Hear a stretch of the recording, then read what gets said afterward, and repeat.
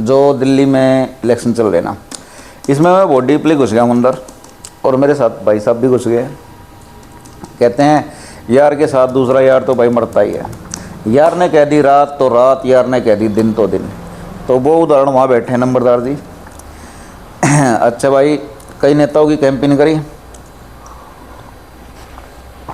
क्योंकि खर्चा भी चलाना पड़ता है। पब्लिक तो कह देती भाई गोदी मीडिया, पेड मीडिया, खर्चा कहाँ से चलाएंगे, 24 घंटे तो इसी में दे रहे हैं। लेकिन इसके साथ साथ क्या था कि कुछ एक्सपीरियंस भी हुए। कुल मिला के दिल्ली का इलेक्शन है कॉमेडी शो और एक है हॉरर शो। अब आप समझोगे हॉरर शो कैसे और कॉमेडी शो कैसे, उसे हम बात करेंगे। पहले आ जाते हैं हम कॉमेडी पे। कॉमेडी है, निर्दलीय उम्मीदवार होते हैं कई तरह के।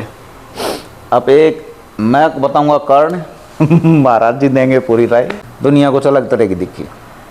एक कैंडिडेट देखे उन्हें, वो दिल्ली में विधानसभा में अपनी में और एमएलए इलेक्शन के लिए खड़े हैं, लेकिन सिर्फ 100 रुपये का पेट्रोल डलवाया उन्होंने एक दिन। और भाई साहब पूरे विधानसभा में घूम के पर्चा बांटने के लिए 100 रुपये में पूरे इलेक्शन का प्रचार प्रसार कर लिया। इसके बारे में राय देंगे भाई साहब। भाई साहब कैंडिडेट का नाम मत बताइयो, कदे बेचारे को ज़्यादा वोट मिल जाए। वो कैंडिडेट है यहाँ से फाटक पार। फाटक पार, फाटक पार का मतलब है ओल्ड दिल्ली का लो आप, जीटी रोड का जो एरिया है। तो गजोदरी जम्मू में इस तरह की जो योजनाएं, कल्याणकारी योजनाएं लेकर चल रहे हैं, और पुराने नेता भाई पुराने समय से जुड़ रहे हैं, और बड़ा दिलचस्प रोचक चुनाव हो गया है। चारों तरफ आप देख रहे हो एलिगेशन की भरमार है, और लोग भी, वोटर भी बड़े आसपरी आज के मूड में है। भाई नंबरदार आगे उसी बात पे जो माइक लगाने और कैमरा लगाने के बाद हो जाता है ना शुरू। अभी आते हैं दूसरे पॉइंट पे। ठीक है, कैंडिडेट कहीं हैं बेचारे, लेकिन मैं फिलहाल बताऊंगा जो कॉमेडी वाले कैंडिडेट हैं। भाई उस बंदे की निर्दलीय हैं, हर एक विधानसभा में होते हैं निर्दलीय, और निर्दलीय की कभी 10 वोट आ गई, कभी 20 वोट आ गई, कोई एक आधे ही होता नहीं भाई 50,000 भी आओ, देखिए 50,000 आ जाएंगे, 1000 भी आओ। लेकिन भाई उस उम्मीदवार की इतनी को नहीं आओ, उसके घर के दे दे, बड़ी बात। जैसा प्रचार, जैसा व्यापार, राजनीतिक व्यापार बन चुकी है। उस कैंडिडेट का सिर्फ एक टारगेट है, सीधा मोदी को गाड़ी दो, बस। उसको कोई मतलब नहीं दिल्ली के इलेक्शन चल रहे हैं, केजरीवाल से बात करनी है या और किसी से, नो नो नो नो। वो भाई साहब राष्ट्रीय अंतर्राष्ट्रीय मुद्दे उठाता है एमएलए इलेक्शन में दिल्ली के में। एक ही बात है बस, उसकी पर्चा छपवा लिया बड़ा लंबा चौड़ा, उसको कुल मिला के 7 या 8 वोट मिलेंगी। अब वो 7 या 8 वोट भी कहाँ से लेके आएगा, वो बहुत बड़ी बात है। लेकिन वो बंदा कह रहा है बार बार मैं किसी को समर्थन नहीं दूंगा, अपना भारी समर्थन। तो भाई जो ये कैंडिडेट उठ रहे हैं निर्दलीय, इनका एक बैम तो बहुत तगड़ा वो है कि हमारे पास वोट बैंक बहुत पक्का है। लेकिन देखो वोट बैंक नहीं जाता आपके साथ, आप लड़ रहे हो दिल से। दिमाग वाले जो लड़ते हैं ना या पैसे से लड़ते हैं, उनके पास जाता है वोट बैंक। पब्लिक बेवकूफ़ थोड़ी ना, आपकी तरफ से कोई खर्चा मिले ना बात यार। तो दूसरा था कॉमेडी पॉइंट ये। तीसरा है, अच्छा पहले मैं जो दूसरा कॉमेडी पॉइंट है इसमें मैं नंबरदार जी की राय लेता हूँ। नंबरदार जी एक बात बताओ, जो निर्दलीय है, जो दिल से लड़ते हैं इलेक्शन, दिल से समझ गए ना बात मेरी है, वो कॉमेडी शो बन जाता है उनका। और जो दिमाग से लड़ते हैं, पैसे से लड़ते हैं, सीरीज तो वही हैं, दुकानदारी से देखी थी। तो जो कॉमेडी से लड़ते हैं उनके बारे में दोहराए दो। देखिए कॉमेडी वालों की भावनाओं की भरमार होती है, उनके पास भावनाएं होती है, वैचारिक विचार होते हैं, भावनाओं का तेल लगाओगे, कहीं ना कैंडिडेटों का आदान प्रदान होता है, और बेरहम हत्या करो उनकी। और किस तरह व्यवस्था होती है। अभी जैसे मैंने नंबरदार की बात दबा दी, तो ऐसे ही ना बहुत से कैंडिडेट की बात दबा देते हैं, उनको बेचारे को वोट भी नहीं मिलती, उनको कोई कुछ कहने का नहीं देता। भाई वहाँ कहाँ घुस रहा है, सामने आ जाए यार। अभी आते हैं दूसरे पॉइंट पे। दिल्ली में प्रचार प्रसार भी अलग तरीके से हो रहे हैं। मैंने दिल्ली में, बाहरी दिल्ली में गांव में देखा बीजेपी का प्रचार प्रसार चल रहा था, तो डीडीए ने उस गांव में कुछ इमारत बनवा दी थी। मैं इस बारे में डिटेल से आऊँगा, एक वीडियो रिलीज़ करूँगा मैं। लेकिन आप समझिए डीडीए ने उस गाँव में कुछ चौपाल घर और भी सामाजिक काम करवाए थे। तो डीडीए सीधी बीजेपी के अंडर आती है, केंद्र सरकार के अंडर, बीजेपी नहीं केंद्र सरकार के अंडर आती है। केंद्र में सरकार है बीजेपी की। बीजेपी का कैंडिडेट उसी पंचायत घर में वोट मांगने के लिए आ रहा था, तो उसने वहाँ के जो स्थानीय कार्यकर्ता थे उनको बीजेपी का जो चिन्ह था और झंडे वगैरह दे के भाई वहाँ पे भेज दिया कि भाई कैंडिडेट साहब इतने टाइम में आएंगे। लेकिन उन कैंडिडेटों ने, उन सेवकों ने, क्या कहते हैं वो पार्टी के क्या कहते हो, सेवक ही है, सेवक। सेवक सेवक सेवक भाई, सेवक की डेफिनेशन अलग अलग हो जाए। उन सेवादार। हाँ, उन सेवादार, उन सेवादारों ने क्या करा भाई, डीडीए ने जो इमारत बनवा रही, उसी डीडीए की इमारत का ताला तोड़ दिया। ताला तोड़ने में जो कानून टूटते हैं उनमें नाम लिया, सीधा सीधा उन्होंने प्रत्याशी का कि हमारे प्रत्याशी ने कह रखा है तोड़ दो ताला। अब प्रत्याशी आगे भाई साहब माथा पीटा है कि यार मैं गांव गांव में जाके, कॉलोनी कॉलोनी में जाके एक एक वोट इकट्ठी करता हूँ और तुम बेवकूफ़ के बच्चे मेरा नाम लेके गुंडागर्दी करते हो। तो भाई कई ये कॉमेडी शो वहाँ पे आए कि एक कैंडिडेट, ये समझो कि करोड़ों रुपए लगा के तब आता है इलेक्शन में, और ये जो छोटे मोटे जो इनके सेवक वगैरह होते हैं, ये अपनी बुद्धिहीनता के हिसाब किताब से सिर्फ गुंडागर्दी दिखाने के चक्कर में उस बेचारे कैंडिडेट की इस्तीफा करवा देते हैं। तो भाई ये पॉइंट है, आते रहते हैं। और दूसरा, दिल्ली के इलेक्शन में, इलेक्शन कहीं भी हो आप इंजॉय करा करो, इलेक्शन से भागो मत, शामिल हो जाओ किसी भी रैलियों में, किसी भी पार्टी की रैली हो, बीजेपी की, आम आदमी पार्टी की, निर्दलीय की, किसी की भी हो, शामिल हो जाओ, घूमो उसमें थोड़ा, उसके साथ 10 मिनट 20 मिनट उनमें देखो। सब अपने आप को ये मानते हैं भाई मैं जीत गया, हारा कोई नहीं, सिर्फ मैं जीत गया। कॉन्फिडेंस इतना होता है कि कमज़ोर से कमज़ोर पक्ष भी ये होगा कि भाई मैं ही जीतूंगा और फर्स्ट नंबर पे मैं ही आऊँगा। अगर आपने कह दी मैं दूसरे नंबर पे आऊँगा तो मैं आपको यहीं पे मृत्युदंड दे सकता हूँ। तो ये चीज़ें चलती हैं। और अब आते हैं हॉरर डरावना चुनाव किनके लिए बनता है ये बताता हूँ आपको। डरावना बनता है जिनकी इन्वेस्ट लगी होती है। ये तो मैं बता दी जिनका कोई पैसा लगने वाला है नहीं। 5-7 हज़ार रुपये उन्होंने जमानत के लगते हैं गुरुजी, 5-7 हज़ार जमानत के। हाँ भाई, बेशक जमानत जब्त हो जाए, इन बंदों का कोई मतलब होता नहीं। अगली बार फिर इलेक्शन लड़ लेंगे। अच्छा जमानत जब्त हो जाए जब अगली बार इलेक्शन लड़ सकें। अरे कितनी बारी जमानत जब्त, कितनी बार लड़ ले भाई, लोकतंत्र भाई देश में। इन बंदों को कोई फर्क पड़ता नहीं, इनकी 10 वोट आओ, इनकी जमानत भी वहीं रह जाओ, कोई दिक्कत नहीं। अब आते हैं बड़ी पार्टियों वालों पे, जो बेचारे टिकट भी खरीद के ले रहे हैं कई करोड़ में। अब कई करोड़ का उनका भाई साहब यहाँ का खर्चा भी है, इलेक्शन प्रचार प्रसार का, और फिर भी अगर इलेक्शन नहीं जीतते तो भाई साहब पंगा हो जाएगा ज़बरदस्त। कर्जा उठा रखा है, प्लॉट बेच रखे हैं, बहुत चीज़ें हैं, क्या पता कहाँ से क्या कर रखा है। अब भाई उन पर होगा प्रेशर, ये तो बिजनेस हो गया। अब उनके लिए ये इलेक्शन है डरावना इलेक्शन, सीरियस होकर जो लड़ते हैं। तो गुरुजी थोड़ी राय लूँगा, जिनके लिए डरावना इलेक्शन है उन पर क्या बीतती है इलेक्शन में? देखिए दिन रात वो लोग अपनी कोशिश करते हैं, और पार्टियों की प्रतिष्ठा का भी सवाल होता है। प्रतिष्ठा, और जितने भी उनके समर्थक हैं वो हुजूम है अपना लगे रहते हैं। लेकिन ये है कि राष्ट्रीय पार्टियों में किसी ना किसी एक को तो बढ़ना होता है, ये तो तय है भाई। जिसका भी जान रुचि, जिसका वोटर कैडर जो बढ़ गया उसका तो इन्वेस्ट निकल जाएगा, जो नहीं बना उसका वो भी कहीं ना कहीं निकाल लेते हैं, क्योंकि वो सक्षम आदमी आगे आते हैं जो सक्षम होते हैं हर तरीके से। और राजनीति क्षेत्र है, इस तरह की सक्षमता से ही टिकट लाया जाता है, और भाईचारा चल जाता कहीं ना कहीं व्यवस्था हो जाती है, उसमें कोई दिक्कत नहीं है, क्योंकि ये एक ऐसा सिस्टम है कि सिस्टम का आदमी सिस्टम में ही आता है। तो फिर जो निर्दलीय आते हैं, ये दिल से इलेक्शन लड़ने वाले कॉमेडी शो वाले, जो साइकिल पे मोटरसाइकिल पे 100 रुपये के तेल में पूरा प्रचार प्रसार कर देते हैं, ये उनके मजे क्यों ले रहे हैं? देखिए इनका मजा लेने का ये है, कहीं ना कहीं उनकी अंदरूनी भावनाएं छुपी रहती है, वो इलेक्शन के दौरान बाहर आती है। बड़ा उनको भी एक मन होता है भाई, तो आप कैंडिडेट है, जो कैंडिडेट फार्म भरेगा, सरकार भी उस पर व्यय करेगी, उसके टाइम भी लगेगा, और उसको बुलाया भी जाएगा, और आई कार्ड भी मिलेगा, और उसने ये लगा घूमेगा, उसके अपनी मन की संतुष्टि होती है कि तो प्रत्याशी है। अब भाई साहब ने बताया नंबरदार ने आई कार्ड। अब मेरे को आई कार्ड पे एक बात और याद आई। जो इलेक्शन क्या होता है? इलेक्शन कमेटी होती है, क्या होता है ये? इलेक्शन कमीशन होता है, आयोग होता है, इलेक्शन आयोग। भाई इलेक्शन आयोग इन कैंडिडेटों के साथ इतने मजे लेता है, छोटा हो बड़ा हो, इनको हर एक घंटे में बुला के खड़ा कर देता है। ये कागज़ कम हो गए, ये डॉक्यूमेंट्स कम हो गए, ये नहीं भरा, वो नहीं भरा। अरे बंदा यार एक बात बताओ, पैसे का जुगाड़ करे, हलवे पूरी का जुगाड़ करे, वोटों का जुगाड़ करे, रैलियों का जुगाड़ करे, या आपके ऑफिसों के धक्के खाए। यार एक बार इनके कागज़ भरवा लिया करो, इन बेचारों को इलेक्शनों में मत यार परेशान कराया करो, बहुत परेशानी होती है बेचारों को।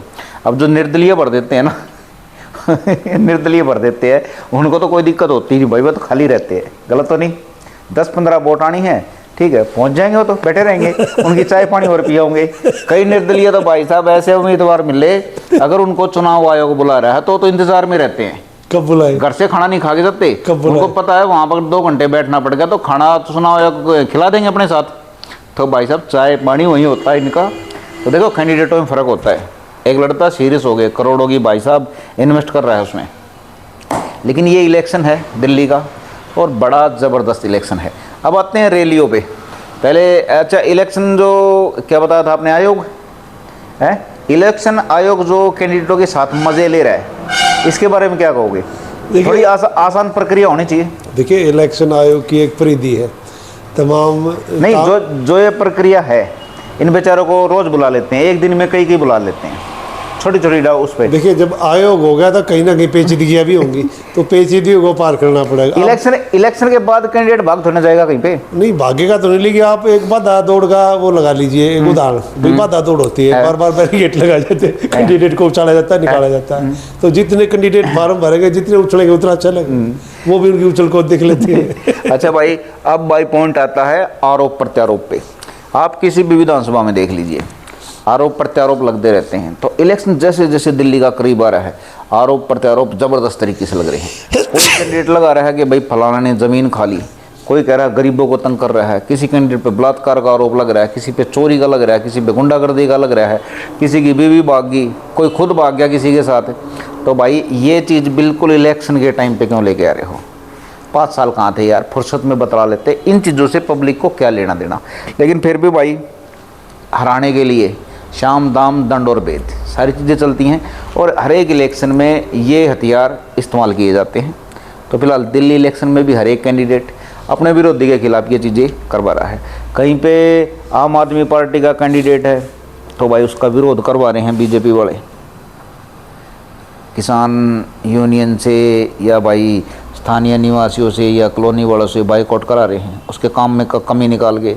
और कहीं बीजेपी वालों का विरोध करवा रहे हैं आम आदमी पार्टी वाले। कहीं कांग्रेस का प्रत्याशी है या आपका प्रत्याशी है, उसको भाई टिकट नहीं मिली तो कांग्रेस में चलेगा, अब उसका विरोध चल रहा है। तो ये चलती रहती चीज़ें। हाँ 5 तारीख के बाद ये चीज़ें सब शांत हो जाएंगी, सब भाईचारा एक है, कोई दिक्कत नहीं। उससे पहले गाली गलोच आरोप प्रत्यारोप सारी चीज़ें चलेंगी। लेकिन नंबरदार जी इस पर थोड़ी राय दोगे जी? ये जो आरोप प्रत्यारोप गाली गलोच जासूसी ये कई साल तक के वीडियो रिलीज हो जाते हैं, तो ये इलेक्शन से 2 दिन पहले क्यों आते हैं? देखिए और फिर गायब हो जाते हैं। देखिए इलेक्शन का दौर ऐसा है कि ये एक युद्ध की स्थिति है, तो साम दाम दंड भेद सारे हथियार युद्ध की सारे हथियार प्रयोग किए जाते हैं, बिल्कुल युद्ध के तौर पर इलेक्शन लड़ा जाता है। और इस तरह की व्यवस्थाएं होती है कि आरोप प्रत्यारोप। आप इलेक्शन कब लड़ोगे? देखिए हम भी आगामी इलेक्शन लड़ने की तैयारी है, और आगामी इलेक्शन बिल्कुल संभावित तौर पर चाहे विधायक का है चाहे आपके सांसद का, अगला इलेक्शन जरूर है अदालत में। तो आपका भी कोई इलेक्शन से पहले 2 दिन पहले कोई वीडियो आएगा? देखिए कहीं ना कोई लूज बोल कहीं ना कहीं अगर हमने छोड़ा हुआ तो बिल्कुल संभावित आ सकता है, इसमें तो कोई दो राय नहीं है। अच्छा। और जो पर्सनल तत्कालीन जो चल रहे जिस तरह की वीडियोग्राफी आज आ जा रही है, कैंडिडेटों पर आरोप लग रहे हैं, तो ये युद्ध की स्थिति और बंद की स्थिति, चलो बंद की स्थिति बनाई जा रही है। अभी मैं आता हूँ थोड़ा पब्लिक पे। पब्लिक कैंडिडेट चाहते हैं बिल्कुल चांदी सा, सोने का मुकुट पहन के, साफ सुथरा, चंदन में नहाया हुआ, सफ़ेद, बिल्कुल कोई दाग नहीं हो। लेकिन पब्लिक ने कभी खुद सोचा है कि वो क्या करती है? लगभग 99% पब्लिक बिक के वोट देती है। पैसे में बिक जाओ, प्यार में बिक जाओ, व्यवहार में बिक जाओ, मुद्दों पे कभी कोई वोट देता है? कोई 1% देगा तो देगा, वो भी मुश्किल है, 1% भी मैंने बहुत बता दिया। तो कैंडिडेट चाहिए साफ़ सुथरा, लेकिन खुद में क्या कमी है शायद यहाँ पे झांकना पड़ेगा। अब उसके बाद धीरे धीरे प्रक्रिया चलती रहती है। मैंने बता दिया आरोप प्रत्यारोप भी, कॉमेडी शो है कुल मिला के। अब आते हैं रैलियों में। रैलियों में बहुत से कार्यकर्ता मेरे को ऐसे मिले, देखिए ये कई दिन मैंने इन्वेस्ट है, बाज़ार है, इलेक्शन एक बाज़ार है, त्यौहार है, आप इसमें कितना पैसा कमा सकते हो, किस तरीके से, बहुत बड़ी बातें हैं, ये तरीके होते हैं अलग अलग। कई कार्यकर्ता नंबरदार जी मैंने ऐसे देखे, वो आम आदमी पार्टी में भी हैं, 2 घंटे बाद बीजेपी की हो रही है तो बीजेपी के वस्त्र धारण करके वो बीजेपी में मिल रहे हैं, फिर कांग्रेस की हो रही है तो शाम को कांग्रेस की रैली में मिल रहे हैं। तो ये जो कार्यकर्ता हैं इनके रेट मैंने पब्लिक में जाके पता करे, 600 रुपये रेट चल रहा है आजकल का, 600 500। तो एक दिन में 1500 की दिहाड़ी मिल जाती है, बढ़िया। देखिए तो ये जो दिमाग मजदूर वर्ग या कोई भी लगाता है, या भाई शाम को जिसको पौवा चाहिए, ठीक है, तो इलेक्शन में तो बहुत बढ़िया दिमाग चलता है इनका। इसका मतलब पब्लिक में देखो दिमाग तो है। देखिए बात ये है, जितने भी आप ये इसकी बात कह रहे हैं उनके लिए तो त्योहार है। अब त्योहार सुबह भी मनाया जाए, दोपहर भी मनाया जाए, शाम को भी मनाया जाए, तो क्या अर्ज है। तो सुबह आप देख रहे हैं उनकी जबान से वो पहली पार्टी का प्रत्याशी उतरता नहीं, तब दूसरी का जाता है, तीसरे को तो चौथा आ जाता है। तो यहाँ गाँव में रहता है और हम भी दिलचस्प और रोचक इस तरह की व्यवस्थाएं देखते हैं और बड़ा एक हंसी का माहौल बढ़ जाता है इसमें। इसी में घटना बताऊंगा आपको। मैं खबर कर रहा था कांग्रेस की रैली खबर कर रहा था मैं, तो अभी 5-6 दिन पहले। तो कांग्रेस के वस्त्र धारण करके और बिल्कुल मोर मुकुट में एक सेवक थे जो कांग्रेस के, मैं नाम भूल गया इनका, क्या कहते हैं इनको यार, इनको क्या कहते हैं, पार्टी कार्यकर्ता। तो कांग्रेस के कार्यकर्ता थे। तो भाई वो बोले कि भाई जीतेगा तो केजरीवाल, इतना कहते ही पीछे से दो ने थप्पड़ लगाए उसको जोरदार। बोला साले, बोला कांग्रेस जितानी है, केजरीवाल नहीं। तो बोला भाई साहब ये वीडियो काट देना, बोला 2 घंटे पहले ही मैं केजरीवाल की रैली से आया हूँ। तो भाई कार्यकर्ताओं की सच्चाई क्या है, आपको जो दिखाया जा रहा है उसकी सच्चाई क्या है, ये आपको सोचना पड़ेगा। अच्छा एक चीज़ और देखी मैंने, दिल्ली में जितने भी हैं राज्य बाहर के जिनकी वोट नहीं है, जैसे बाहरी दिल्ली होगी, नजफगढ़ सिंदरेला तक, तो यहाँ पे तो हरियाणा के आ रहे हैं, वो खुद को यहाँ का वोटर बताते हैं, लेकिन अलग अलग अपने भाईचारे में सबका प्रचार प्रसार करते हैं। उस साइड में तो दिल्ली से आ रहे हैं, वो यूपी से भी कई राज्य लगते हैं, तो ठीक है, तो यूपी के उधर के आ रहे हैं। तो ये जो बाहर से मंगाए जाते हैं प्रचारक, ये ठीक है आपके हिसाब से? देखिए भाई, समर्थन दिखाने के लिए। समर्थन की बात ये है कि भाई दुख और सुख है, यानी जब आदमी बर्थ होता है, इलेक्शन दुख है या सुख? नहीं, मैं वो ये दोनों मिश्रित है, ये सुख दुख का। जैसे आदमी अपने यारे प्यारे रिश्तेदार जितने भी हैं वो सुख में भी आपके आएंगे और दुख में भी आएंगे। और इलेक्शन ऐसी व्यवस्था है, सुख दुख का मिश्रण है। इसमें किसी ने छोड़ो, किसी ने बुलाओगे, बुलाने पड़ेंगे और ना छोड़ सकते। इसमें यार दोस्त, याराने, यारे प्यारे, समर्थक, पार्टी का अलग हिसाब है, लेकिन आदमी व्यक्तिगत तौर पे भी पूरा ताम झाम सारा जोड़ के पूरी व्यवस्था बना के चलता है, तब कहीं जाके पार होता है। अच्छा भाई, अभी आते हैं आखिरी पॉइंट पे कि वोट का क्या करें। आप हो गई यार, हमारी भी कोई ना कोई राय होगी। नंबरदार जी अपनी राय बताएंगे, वीडियो संपन्न करूंगा उनके उससे, लेकिन पहले मैं कर लेता हूं, छोटा हूं, गलती हो जाएंगे वो सुधार देंगे। भाई कैमरा बिल्कुल मेरे पास ले आ और आराम से तो कुर्सी पे बैठ जाए यहाँ पे।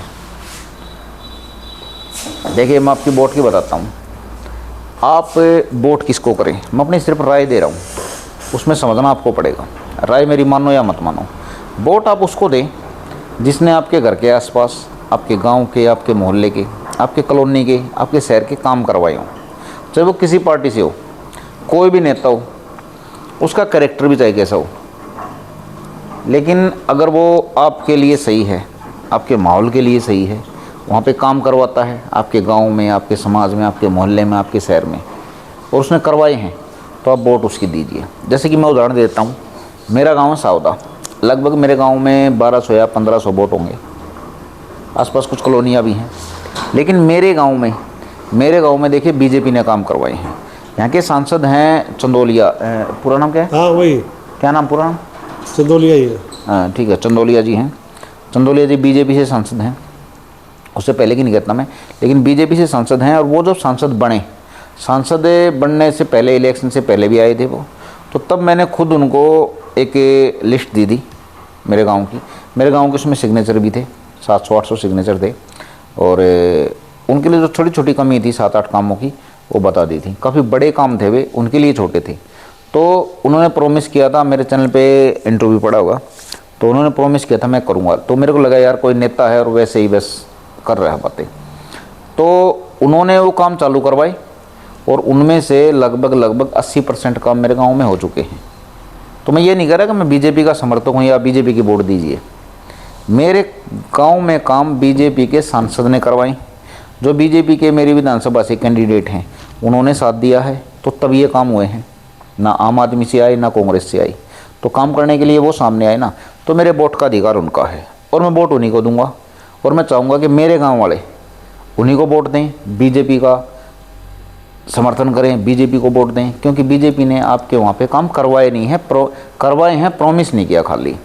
लेकिन आपके एरिया में जो भी काम करवाता है, जिसने काम किए हैं, जो पॉजिटिव है, उसकी वोट दीजिए।